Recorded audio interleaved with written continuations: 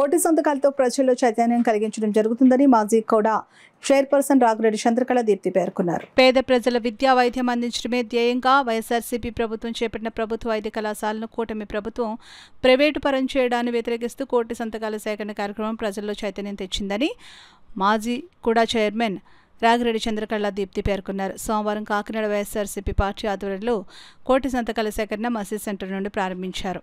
ఈ సందర్భంగా ఆమె మాట్లాడారు. ప్రజలకు మెరుగైన వైద్య సేవలు అందించడం కోసం మాజీ ముఖ్యమంత్రి వైఎస్ జగన్మోహన్ రెడ్డి తన ప్రభుత్వ పాలనలో 17 మెడికల్ కళాశాలను మంజూరు చేసి 475 కోట్లతో నిర్మాణాలు చేపడితే చంద్రబాబు ప్రైవేట్ వ్యక్తులకు అప్పగిస్తున్నారని అన్నారు.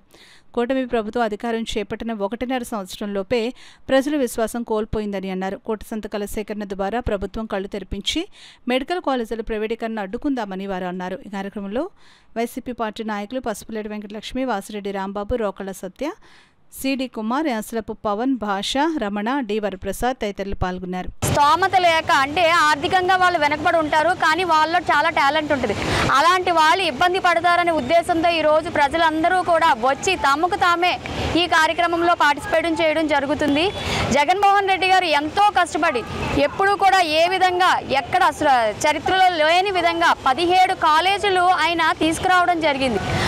సుమారు 5 కాలేజీలు స్టార్ట్ చేయడం కూడా జరిగింది. ఎందుకంటే ప్రజలందరికీ కూడా మెడికల్ విద్యతో పాటు మెడికల్ సేవలు కూడా ఉచితంగా అందుతాయనే ఉద్దేశంతో ఆయన మెడికల్ కాలేజీలు తీసుకురావడం జరిగింది.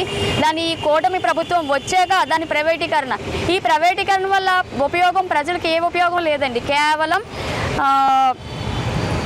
కూటమి ప్రభుత్వంలోని నాయకులకు ఉపయోగపడే విధంగా ఈరోజు ఈ ప్రైవేటీకరణకి వాళ్ళు సిద్ధపడ్డారు. కాబట్టి మేమందరం కోరుకునేది ఏంటంటే ప్రజలకు ఉచిత వైద్యం, ఉచిత విద్య అందించిన రోజే రాష్ట్రం కానీ దేశం కానీ బాగుపడుతుంది. అలాంటి ఉద్దేశంతో తీసుకొచ్చిన ఈ జగన్మోహన్ రెడ్డి గారు మెడికల్ కాలేజీలు తీసుకొచ్చారు.